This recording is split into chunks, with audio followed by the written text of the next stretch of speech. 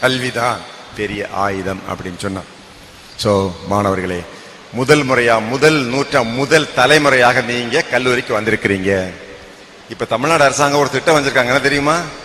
உங்க அம்மாவும் அப்பாவும் காலேஜில் படிக்கலன்னா உங்களுக்கு 25,000 ரூபாய் பரிசு. 25,000 ரூபாய் உங்களுக்கு. நீங்க கவர்மெண்ட் ஸ்கூல்ல படிச்சீங்கன்னா தமிழ்நாட்டில் உள்ள இருக்கக்கூடிய top engineering college, medical college 7.5% உங்களுக்கு ரிசர்வேஷன் ஒதுக்கீடு.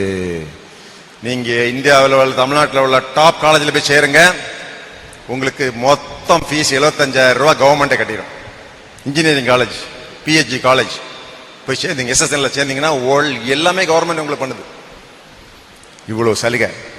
கவர்மெண்ட் ஸ்கூல்ல படிச்சீங்களா, மாசம் 1000 ரூபாய் சம்பளம், பெண்களுக்கு ஒரு 1000 ரூபாய் சம்பளம் கிடைக்குதா இல்லையா? உண்டா இல்லையா?